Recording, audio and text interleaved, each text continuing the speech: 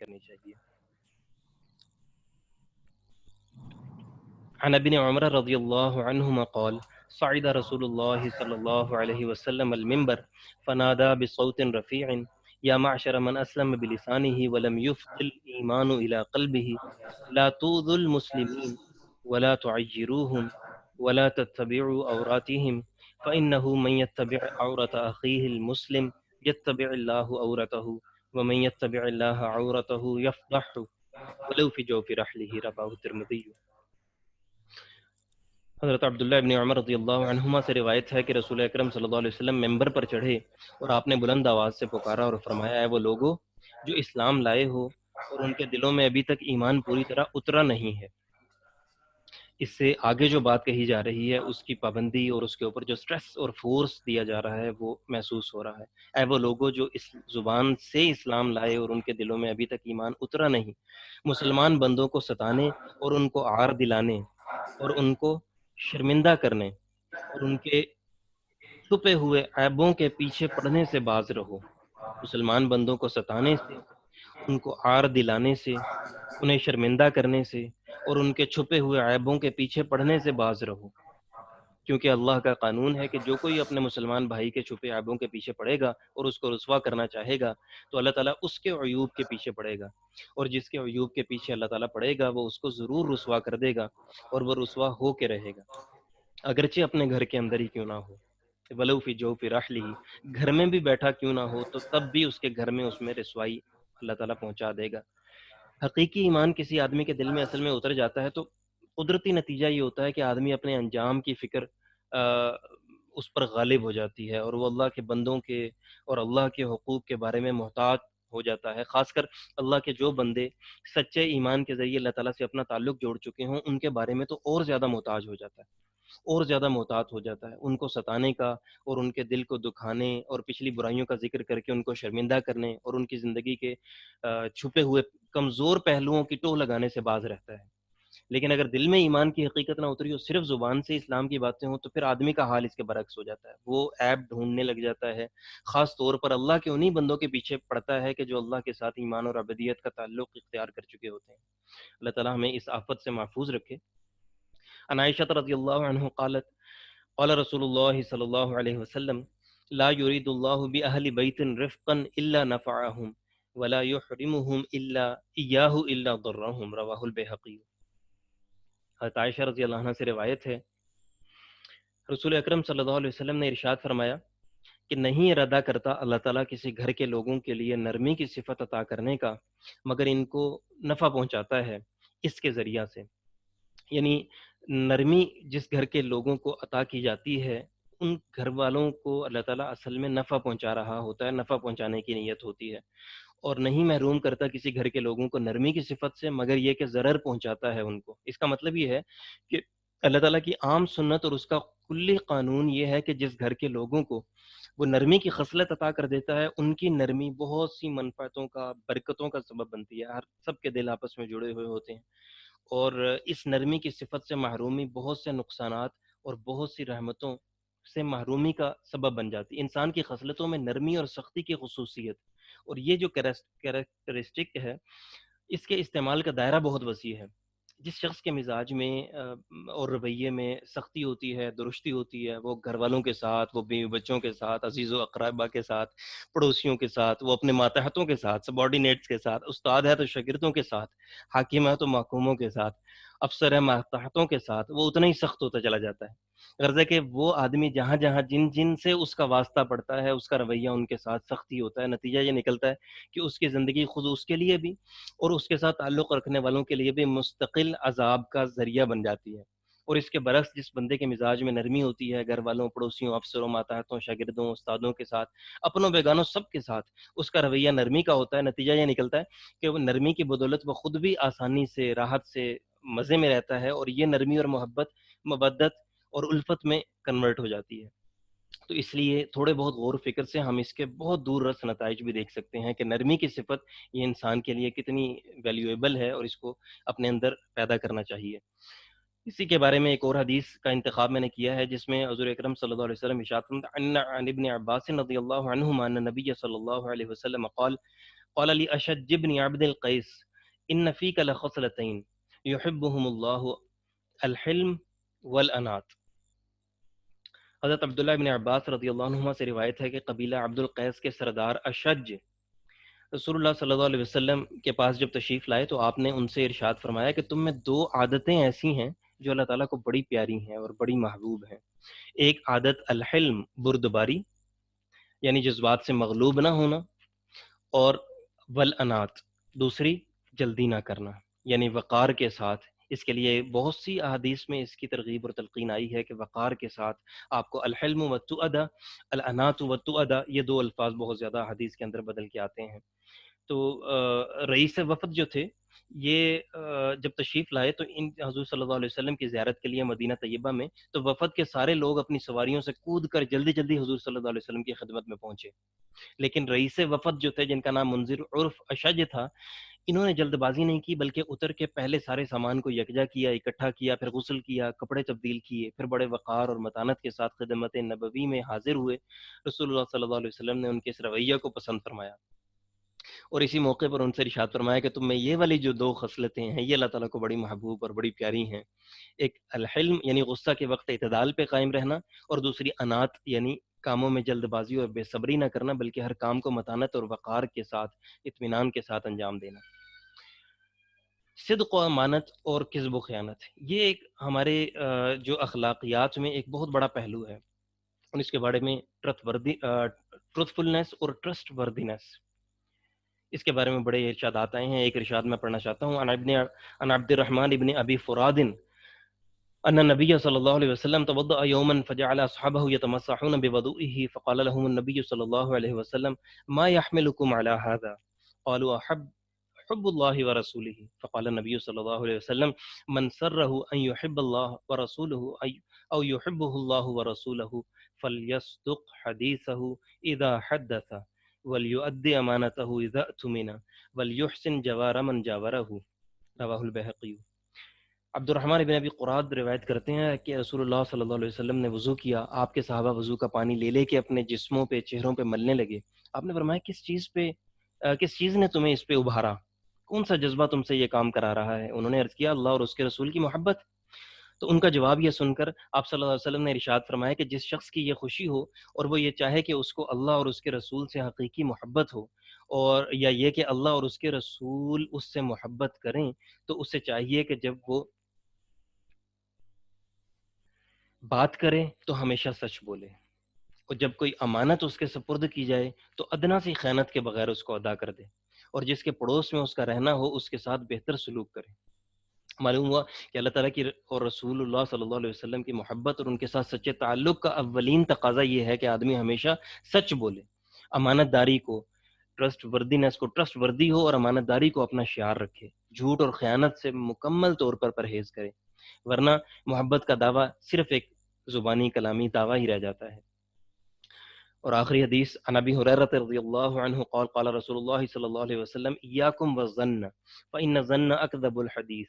ولا تحسسوا ولا تجسسوا ولا تناجشوا ولا تحاسدوا ولا تباغضوا ولا تدابروا وكونوا عباد اللہ اخوانا، رواہ البخاری و مسلم۔ حضرت ابو ہریرہ رضی اللہ عنہ روایت کرتے ہیں کہ رسول اللہ صلی اللہ علیہ وسلم نے ارشاد فرمایا کہ تم دوسروں کے متعلق بدگمانی سے بچو، کیونکہ بدگمانی سب سے جھوٹی بات ہے، بدگمانی سب سے جھوٹی بات ہے۔ تم کسی کی کمزوریوں کی ٹوہ میں نہ رہا کرو، اور جاسوسوں کی طرح رازدارانہ طریقے سے کسی کے عیب معلوم کرنے کی کوشش بھی نہ کیا کرو۔ ولا تحسسوا ولا تجسسوا، جاسوسی نہ کیا کرو، اور ولا تناجشوا، ایک دوسرے پر بڑھنے کی بیجا ہوس نہ کرو۔ بڑھنے سے مراد یہ ہے کہ اگر کسی نے، یہ بیسیکلی ٹرانزیکشن میں استعمال ہوتی ہے یہ ٹرم تناجشو اور نجش کی عربی زبان میں، اس میں یہ ہوتا ہے کہ اگر کوئی شخص سودا کسی دوسرے آدمی سے کر رہا ہے تو اس کی ٹرانزیکشن کمپلیٹ ہونے سے پہلے دوسرا، آپ نے اس سے 50 روپے میں ایک چیز کا سودا طے کر لیا، اور دوسرا آدمی بیچ میں آ کر کے آپ کی ٹرانزیکشن کمپلیٹ ہونے سے پہلے ہی انٹرپشن کرے اور یہ کہہ دے کہ جی 50 چھوڑیں، اسے یہ 50 دے رہے، میں 60 میں دے دیتا ہوں، میں آپ کو 60 دیتا ہوں، تو ظاہر ہے کہ اس کا رجحان آپ کی طرف ہو جائے گا اور وہ دوسرے کا سودا خراب ہوگا۔ تو ایک دوسرے سے آگے بڑھنے کی بیجا ہوس نہ کرو، ولا تحاسدوا، حسد نہ کرو، ولا تباغضوا، بغض اور کینہ نہ رکھو. یہ وہ چیز ہے کہ جو رمضان المبارک میں بھی جس شخص کی بخشش نہیں ہوتی ہے. ولا تدابروا، اور ایک دوسرے سے پیٹھ نہ پھیرا کرو، ایک دوسرے کا ساتھ دیا کرو. وکونوا عباد اللہ اخوانا، اور اللہ تعالیٰ کے حکم کے مطابق بھائی بھائی بن کر رہو. اللہ تعالیٰ ہمیں ان سب چیزوں پہ عمل کرنے کی توفیق عطا فرمائے، اور یہ ساری جو کریکٹرسٹکس کا ذکر ہوا ہے وہ ساری کی ساری اللہ تعالیٰ ہمیں اپنے اندر پیدا کرنے کی توفیق عطا فرمائے. وما علینا الا البلاغ المبین. آج کا سیشن ہم اسی پہ مکمل کرتے ہیں. 10 احادیث مبارکہ کی سلیکشن میں نے کی تھی،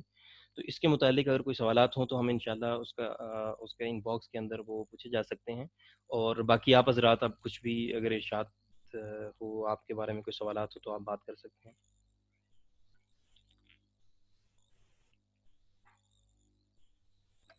السلام علیکم سر. وعلیکم السلام ورحمۃ اللہ. سر تھوڑا سا سم اپ کر دیں، میں تھوڑا سا لیٹ جوائن کیا تھا کہ ہم نے فرسٹ 15 منٹس میں کیا تھوڑی سی ڈسکشن کی تھی. جی اچھا عادل صاحب، ہم نے ڈسکشن یہ کی تھی کہ الحمدللہ رمضان المبارک کا مہینہ اللہ تعالیٰ نے ہمیں نصیب فرمایا ہوا ہے، اور اس میں اللہ تعالیٰ ہماری نیکیوں کو دیکھنے کا جذبہ اس پہ ہمیں ابھارا گیا ہے، اور ہمارا جذبہ دیکھنا چاہتے ہیں. حدیث شریف میں آتا ہے کہ سابقوا الی الخیرات، یہ قرآن پاک کی آیت ہے، اور حدیث شریف میں ہے کہ یباہی بکم الملائکۃ، اللہ تعالیٰ تمہارے جو تنافس ہے آپس میں نیکیوں میں بڑھنے کا جذبہ ہے، اس کو دیکھ کر کے فرشتوں پہ فخر کرتے ہیں کہ یہ وہ لوگ ہیں کہ جن کے بارے میں تم کہتے تھے کہ دنیا میں جا کر کے برا سلوک کریں گے اور قتل اور خون ریزی کیا کریں گے، لیکن اب دیکھ لو ان کی حالت کیا ہے. تو یہ ہم نے ذکر کیا. اور اس کے بعد یہ تھا کہ رمضان المبارک کے مبارک مہینے میں بیسیکلی ہم نے یہ پریکٹسنگ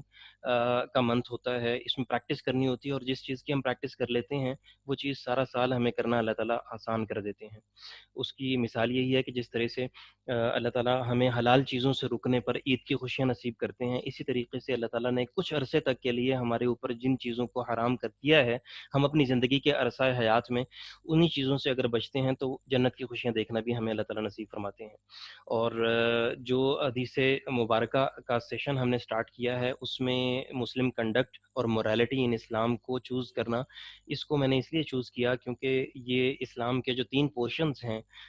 عبادات کا، معاملات کا اور اخلاق کا، اس میں سب سے بڑا جو پورشن ہے وہ اخلاقیات کا ہے.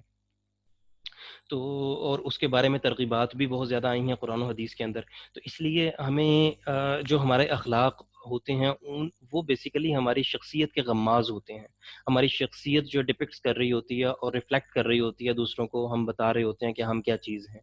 تو اس لیے ہم اپنی شخصیت کا جو تانا بانا بنتے ہیں وہ اپنی انہی کریکٹرسٹکس کے اوپر بنتے ہیں، جن کو ہم اپنے اندر اگر پیدا کر لیں تو اس کی وجہ سے ہم انشاءاللہ اللہ تعالیٰ کی نظر میں بھی اور حضور اکرم صلی اللہ علیہ وسلم کی سفارش کو بھی حاصل کرنے کے اہل بن جاتے ہیں. تو اس کے اوپر ہم نے سٹارٹ کیا تھا بات کو اپنی، اور 10 احادیث کا میں نے انتخاب کیا تھا ذخیرہ احادیث میں سے، جو سب کی سب اخلاق اور معاملات سے متعلق تھیں. اس میں کچھ آپ نے سن لی ہیں، 2-3 رہ گئی ہیں، تو انشاءاللہ وہ ہم کسی اور مجلس میں آپ کے ساتھ وہ کر لیں گے. جی جزاک اللہ خیر کامران صاحب، بہت اچھا رہا. آئی تھنک پہلا سیشن تھا اور میں فوکس ڈیولپ کرتے ہی رہ گیا تو لیکن میں نے یہ نوٹ کیا ویڈیو آف کر کے میرا زیادہ بہتر فوکس بنا ہے. میں نے ویڈیو آن کیا ہوا تھا تو میں ڈسٹریکٹ ہو رہا. میں نے ویڈیو آف کیا اور آپ کے ویڈیو کو فل اسکرین کیا. سو آئی تھنک مے بی میرا تو اس سے بہتر فوکس بنا. ہو سکتا ہے آپ کا بھی زیادہ بہتر فوکس بن رہا ہو کیونکہ آپ ہمارے نام دیکھ سکتے ہوگے جی اور آپ کو یوں فیل ہو رہا ہوگا جیسے آڈینس. آپ نے وہ جو حدیث بولی تھی بیوہ وغیرہ کی خدمت کرنے کو، اس کا ریفرنس کیا دے رہے تھے آپ؟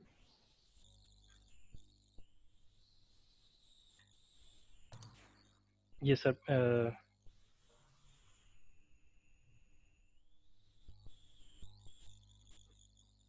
رواہ البخاری و مسلم متفق علیہ ہے،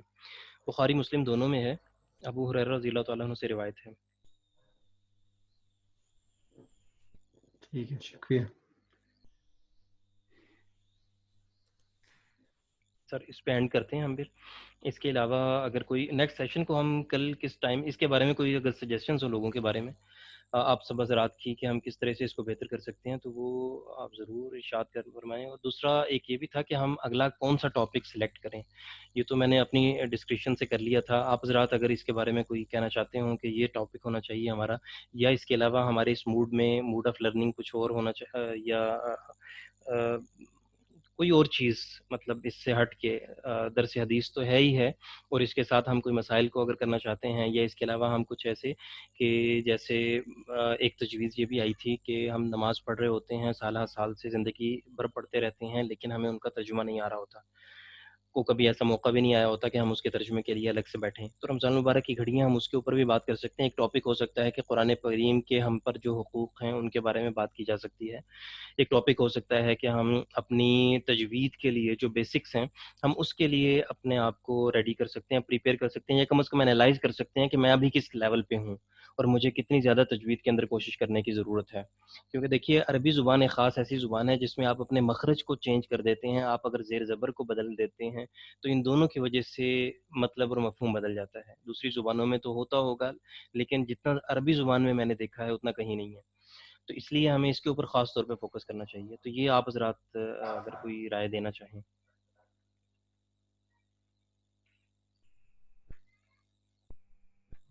ہم ایسا بھی کر سکتے ہیں کہ جو بھی رائے ہو ہمارے ذہنوں میں بعد میں آئے وہ ان آفیشیل گروپ کے اندر ڈالتے رہیں، بلکہ میں تو یہ بھی کہوں گا کہ جو تاثرات ہیں آج کے بارے میں بھی،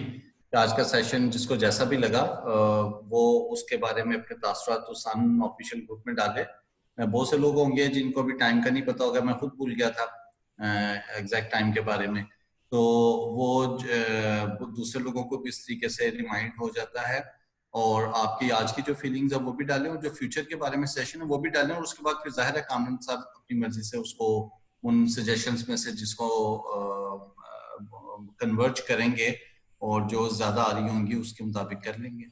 تو آئی تھنک کہ ہم اس میں بھی ابھی بھی ڈال سکتے ہیں اور اس گروپ کے اندر بھی ہم ڈال سکتے ہیں۔ جی میری بس ایک سجیشن ہے، ایک ہارڈ سٹاپ رکھ دیں 6 پہ، جو مرضی ہو 6 او کلاک آپ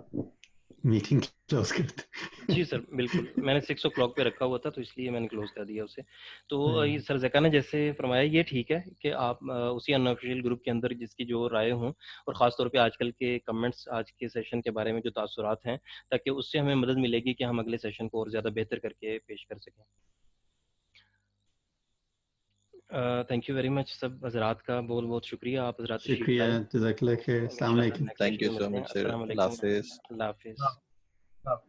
تھینک یو سر، جزاک اللہ خیر۔